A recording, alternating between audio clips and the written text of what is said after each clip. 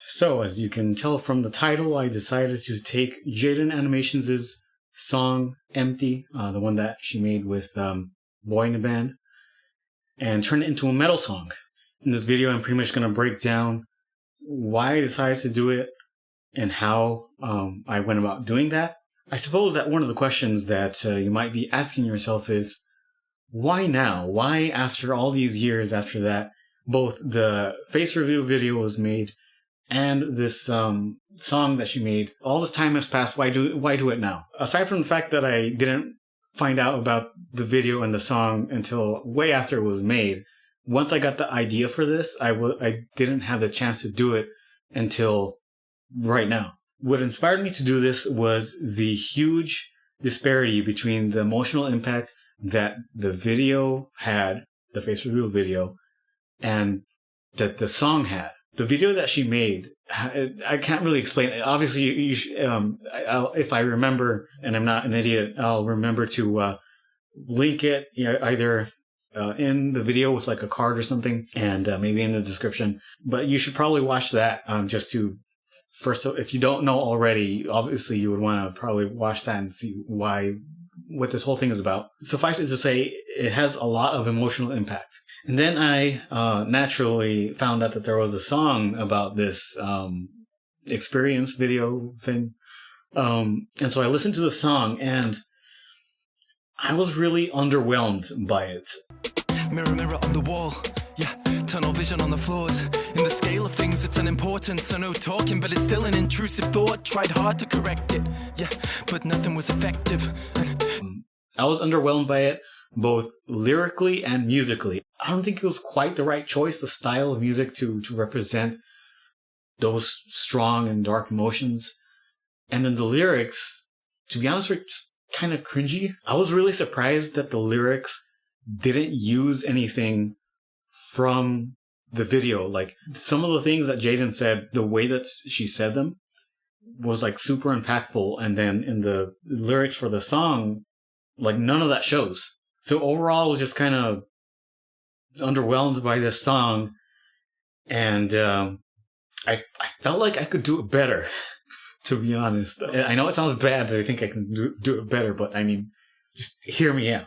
My goal with creating this song, or I guess recreating the song, was to do justice to the original video that the song is pretty much based off of. If you haven't heard the song already, to be honest, I don't think it makes a difference if you listen to the song first and then come back to this video and kind of see how it's all broken down, or if you want to watch this video first and then listen to the song and then see how it all comes together. I think that's your choice, but if you want to, I'll go ahead and link it here, or probably put it in the description if I'm not a dumbass and I don't forget. If I do forget, then tell me in the comments. Starting to go a bit into the thought process of how I made the song, I have to start with the genre that I decided with, and it's a heavy metal song, and that's for two reasons. One is just because I'm basically a metalhead.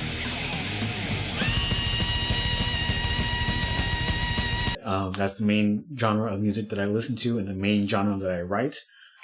Even though I have expanded my horizons in the recent years, I still think that heavy metal is the best choice for the themes that this song is going to have. So basically, my goal in terms of the lyrics with the song was to take as much of what was originally said in the video and just try to turn that into song lyrics, because, to be honest, it doesn't need changing or rewriting like that.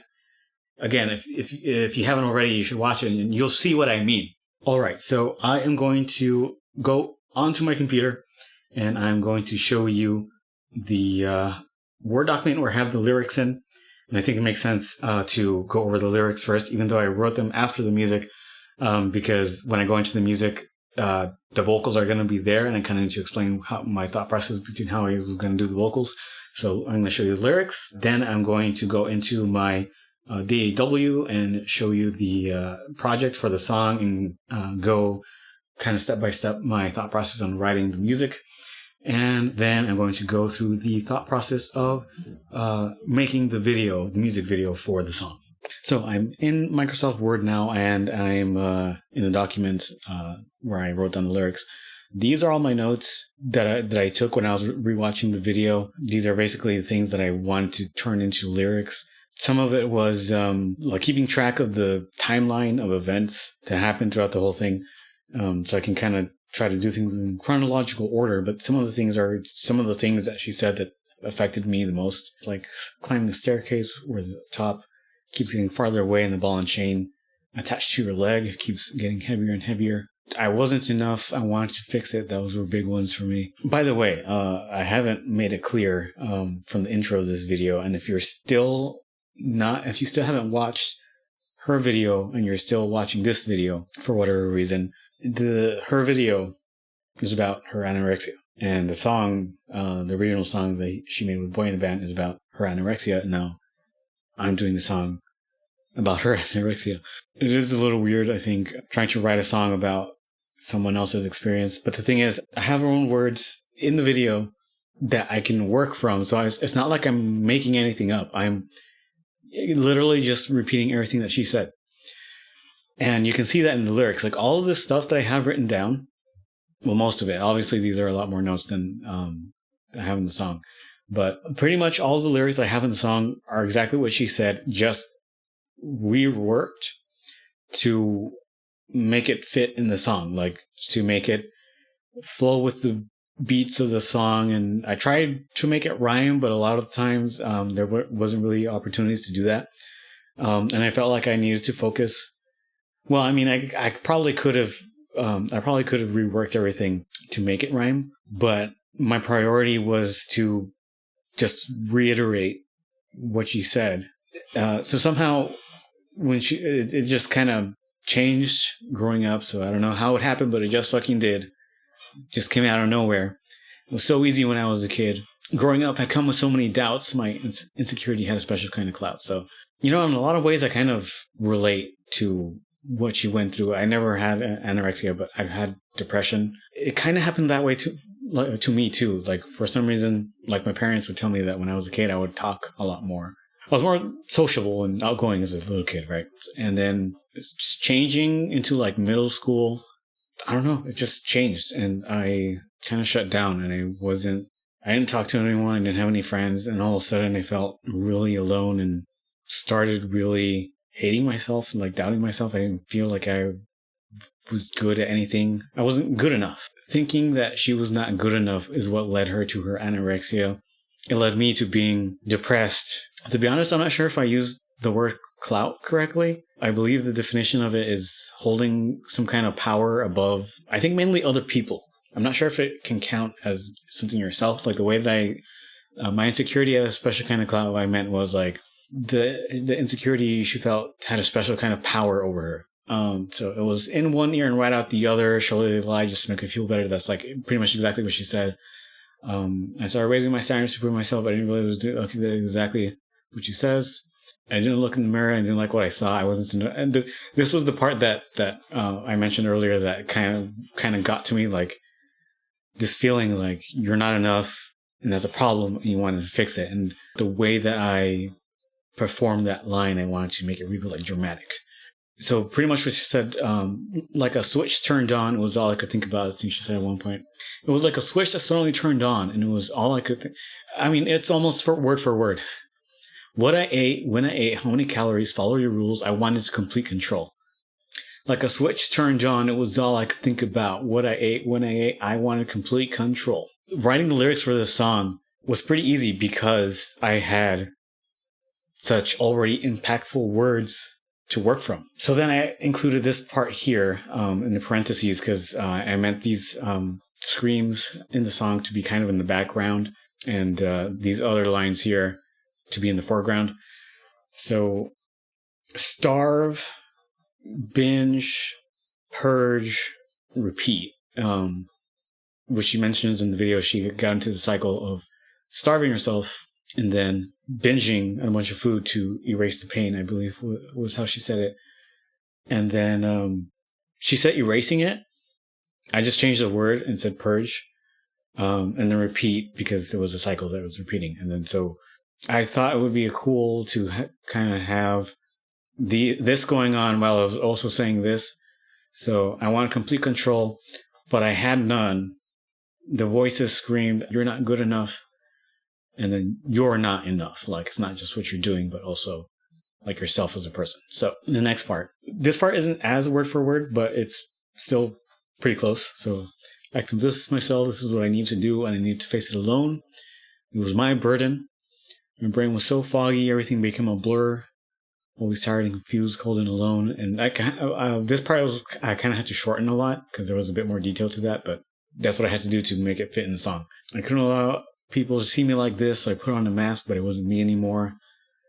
I was the doctor and the patient and self-diagnosed the situation. This was one of the few times when I made the song rhyme, and to be honest, I'm not sure if I should have done that, because it kind of sounds a little cringy, a little bit too doctor and the patient, self-diagnosed the situation. But whatever, I already did it. That's what I went with. But the voice was always there. The way that I kind of organized these lyrics in this point didn't exactly follow the order of how she said it, but that's how I kind of worked it out. Beckoned me to get back inside the cage, promising security and happiness. And I forgot about this. I wasn't super sure about this part. I wanted to maybe choose different words and made it sound a little bit better. I don't know. For some reason, it just sounded like cheesy to me. Maybe I'm just overthinking it. I tend to overthink things a lot, which kind of contributes to my depression. I knew it was wrong to listen, and then here I kind of changed this, I don't know what you would call a post-verse, I guess, because it's not a chorus. Demons call my name, promising life inside the cage. So yeah, this is shortened up. Basically, she was saying that the condition, if you want to call it that, has this way of thinking that that's how you're going to be in control. That's the safe bet, pretty much. So get back inside the cage and it'll be fine, basically. But then this part, my thoughts turning dark, but somehow I was not afraid, was a reference to near the end where she says, I started to have even darker thoughts. And I don't think she said it directly, but she at least implied that she was considering suicide. And I forgot to turn my lamp on. This entire time I was filming and I didn't have my lamp on, so you couldn't see my face very well. But that's how it goes when you're watching a video made by a dumbass like me. This part repeats from last time, and now we get into the chorus, which the song does have a funny structure to it, but I'll get into that once I get into the project for the song. So I don't care much for myself, but I want to exist for others, to help those who are in need the way I wish they'd help me. I don't have a reason why, and yet I just keep on going, get up time after time. I may be weak, but I have not died.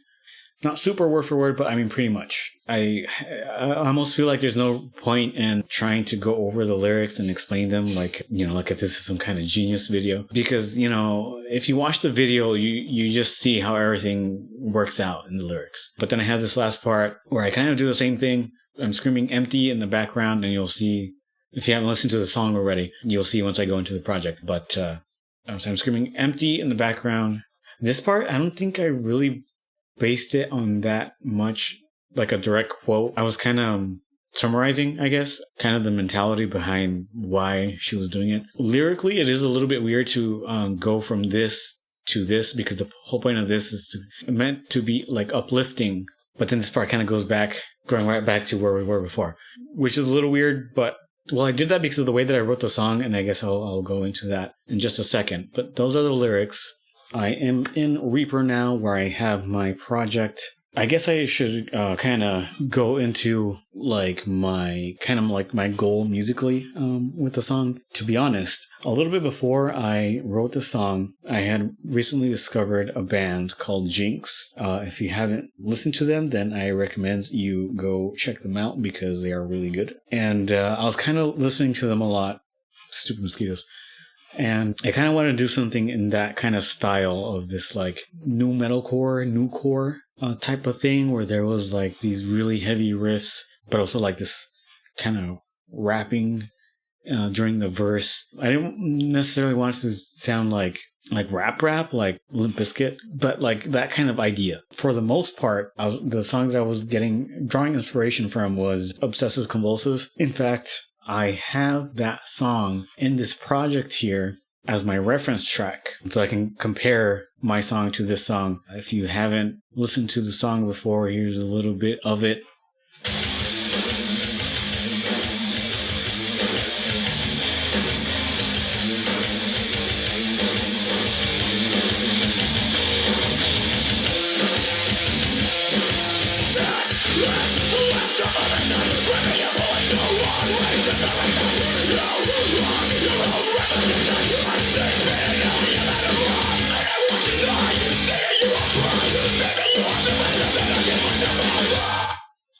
So yeah, really fucking badass. I love that shit. So yeah, that was what I was going for, and I'm not gonna be as good as that. Like those guys are really good. The vocalist is really good and really diverse too. He can do a lot of things with his voice. The guitarist is more creative. Like, I'm too limited in my understanding of music theory to think of like a guitar riff in my head and know what the notes are and just play it on my guitar. I'm not gonna get to anything like that. I do what I can, and a lot of times I write stuff that I think is really good, and in particular this song I think is really good, and I'm pretty proud of it. But anyways, so I was noodling on my guitar trying to get a riff that sounds heavy, that sort of sounds like that, and I ended up coming up with something actually really simple that works really well. I used a couple of notes that I'm already familiar with, that I know I can make sound heavy, and this was the riff that I came up with.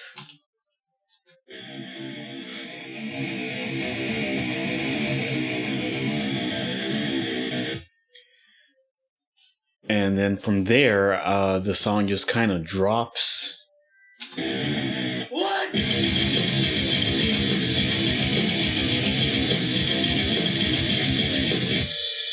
The bass is doing the same thing. I'm playing slap style.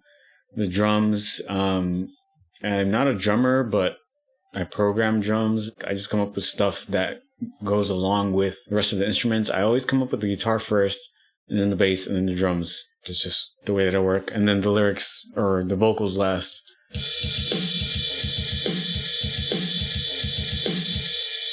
So that's what that sounds like. And then from that, like, drop, it's all of a sudden changes to a more kind of quiet, kind of a sad type of a thing. The only drums is the hi-hat. The guitar, actually found the riff by accident. I was going for a different kind of thing, and I was noodling on the guitar, and I accidentally played those notes, and I thought, that actually sounds pretty cool. So that's what I went with, and I really like how it turned out for like the verse, because it gave it that kind of sad quality that worked for the themes of this song.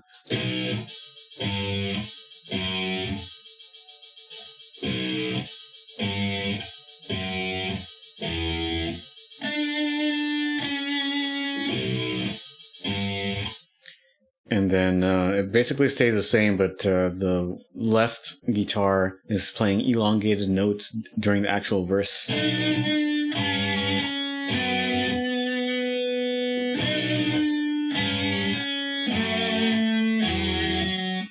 Kind of makes it sound more dramatic. And then the bass, I'm playing fingerstyle, and I'm just kind of playing, I think I'm playing eighth notes here, and it's just kind of keeping, like, it's kind of a rhythmic type of a thing.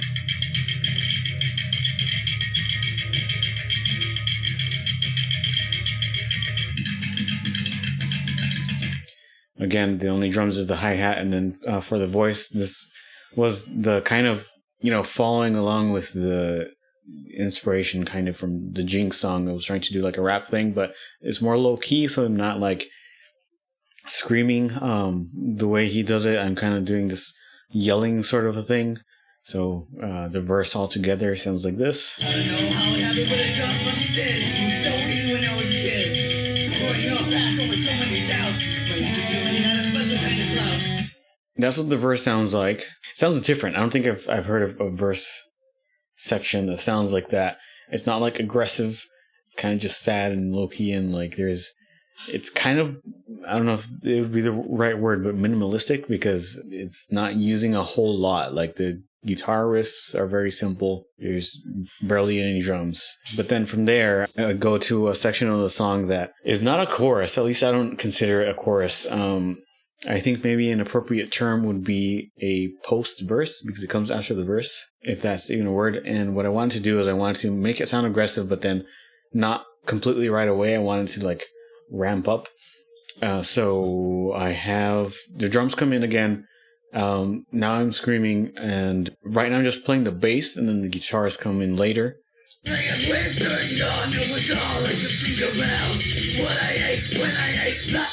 I'm playing slap style again, and this is kind of what the riff sounds like.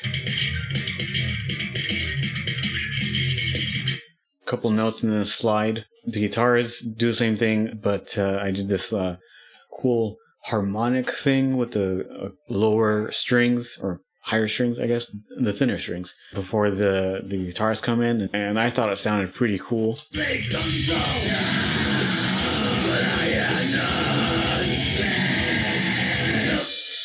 And you can hear the background screams that I was talking about earlier. I added some effects, some distortion, and some reverb to kind of make it sound like it's in the back.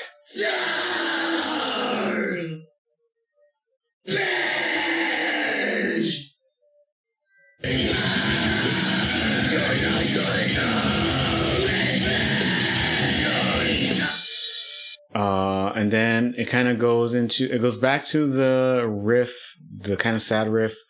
The verse starts again, but this one's different because now the drums come in. It's like incrementing. So not each part is exactly the same. And I'm being a little bit more aggressive with my voice.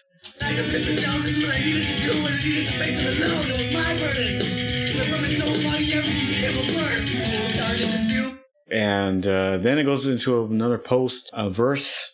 And then now we get into the chorus. I mean, you might be able to call it a bridge, but I think of it as the chorus of the song because it's kind of what you would expect a chorus to sound like. I'm hitting notes. I'm not just screaming, but it is gritty singing. The guitars are playing. They're using notes from the main riff in like eighth notes.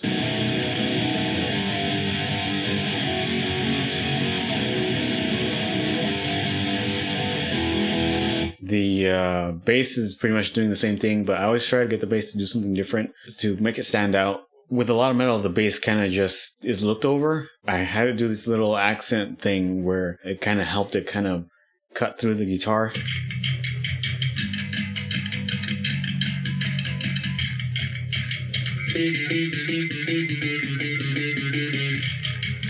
With the drums, here you go.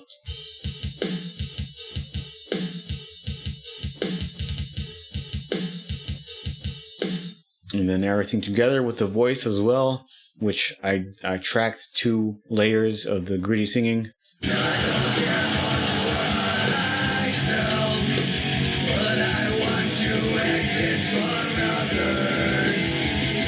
Added some reverb and stuff to make it sound bigger and more epic. Originally, I was going to have some clean singing in there too, which I have here.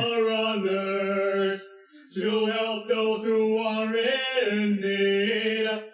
But I'm not very good at clean singing, and I didn't want to use it by itself, and I first had the idea to kind of layer it in with the gritty singing. It did help make it sound a little bit wider, but then the problem that I had with that was the transition from this wide sound to then the narrow kind of sound, because I'm not layering the voice. Once I got to the outro, it sounded weird, so I just left the clean voice out. In fact, let me just delete these tracks. And then in the outro, I brought back the intro riff, and this is where I was saying it was kind of weird thematically, because I was going from kind of like uplifting lyrics to right back to where we started. But musically, I think it works because I'm bringing it full circle, you know, with the riff in the beginning and with the vocals. I'm doing the same thing that I'm doing during the post verse, pretty much, with screams in the background and then one scream in the foreground.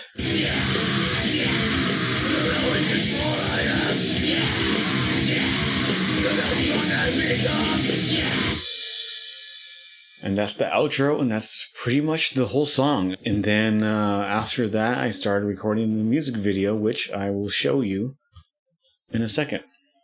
this is so small, but I don't have any other way to do it. Okay. Originally, my idea was to have shots of me playing the song. I got into shots of me playing the bass, the guitar, and vocals. And I'm not showing my face in any of them because I'm kind of trying to keep the theme of not showing the face the way that she did in her video. She always had a black bar. I just didn't show my face at all to avoid having to put the bar. But I was going to record me like, look, I was going to act out like looking in the mirror and like being angry, like at myself, starving myself and then binging, purging, all that stuff. And I did capture some footage but I ended up not using it because it wasn't a lot. And I realized that most of the video was going to be just me like playing the song, just switching between these 3 shots. And that would get pretty boring. And I thought, well, instead of having footage of me acting out this stuff and, kind of pretending. And initially, I'm not sure if I mentioned this. Initially, I wasn't sure if I wanted to admit, I guess, that this is based off of Jaiden's thing because of what people might say if they knew that it's not like a completely original idea. But I thought, well, since I'm already admitting that that's what it's based off of, why not use clips from her video in the music video? Originally, I just wanted to use bits and pieces, parts where it just fit according to the lyrics. I was going to switch between the parts that I captured of myself and the video. But once I put her video in, it kind of didn't make sense to use my parts because why have me pretending to be doing this shit when I have video of it actually happening? Well, it's animated, but it's her, like first-hand account or whatever. So it felt dumb to have both of those things, so I just cut out my parts. The only thing that I did keep was one shot of me puking in the toilet. Or pretending to puke in the toilet. Because I thought that was a really good way to start the video. I think that's pretty cool. And I ended up scaring my mom. She thought I was puking for real.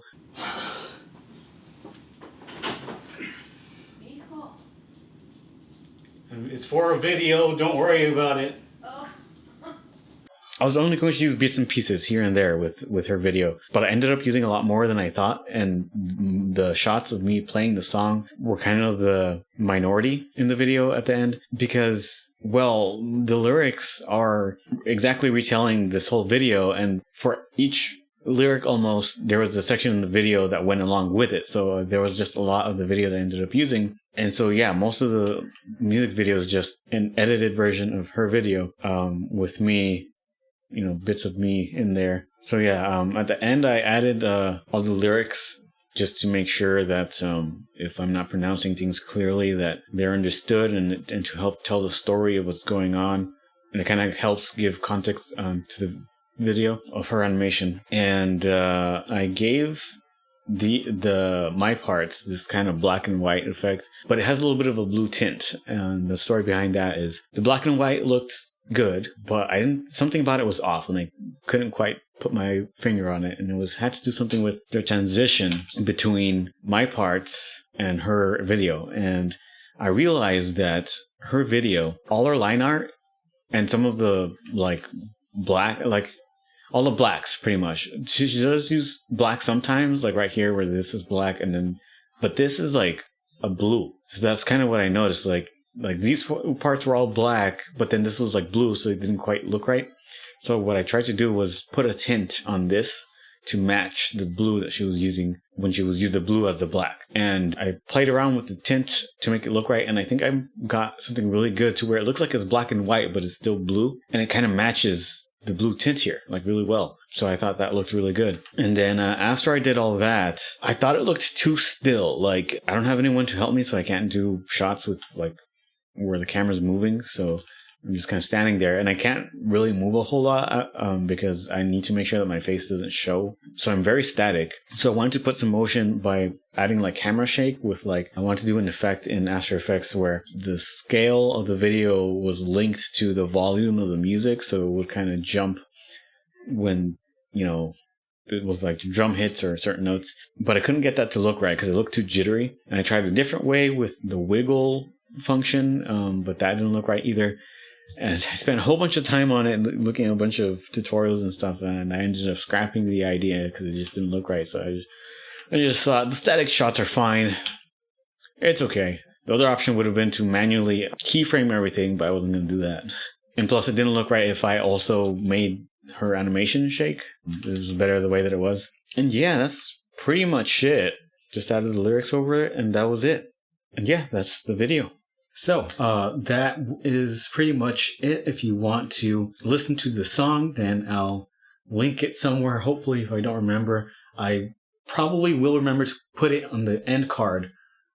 So there's that. I'd be interested in knowing what people thought of the song, whether they like it better than Boy in the Band's version.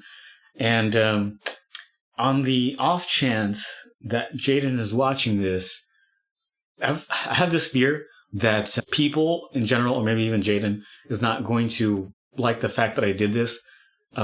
Firstly, because I can see how people would think that I'm ripping off Boy in the Band's song. To that, I would say it's a completely different song. It's based on the same thing, but I mean, a lot of people have written songs based on the same events. I'm kind of more afraid of Jaiden coming and saying that I don't like the fact that you made this song because you're not the one who went through that experience, and you shouldn't be writing lyrics as if you understand what that was like. To that, I want to say, I think the reason why you uploaded the face reveal video was to inspire people, and it did inspire me. And the way that that inspiration manifested was in this song. And I think that the original song maybe didn't, and the point of the song as well, would have been to inspire people. And the same way that it didn't really have an impact on me, I think it wouldn't have an impact on a lot of other people. I'm not saying that it didn't have an impact at all, because everybody's different. Everybody reacts to different things differently. But I think the fact that now there's 2 songs kind of increases the chances that the experience that you had is going to inspire people. So I do feel like it deserves a chance to exist and for people to listen to it and potentially be inspired by it. And if there's any problems, I don't know, email me. My email I always have it in the descriptions of my videos anyways. Hopefully we'll work something out. If you have problems with it. If you don't, then great. I'd be ecstatic about that. So yeah, I think that's going to be it. Let me know in the comments what you thought of the song. Do you think it's better than the original? Do you think the original is better than mine? If you want to support what I do, then go to my website, go to my Patreon, all the links in the description. The song should be on Spotify and iTunes and all the streaming platforms. Damn, who the hell's a motherfucker down the street? Oh shit, that's me, and I'm about to make like my bitch. They know what's stopping this one-man war machine. Two in the head, one in the chest, fucking clean. Top tier badass, sitting to the ass,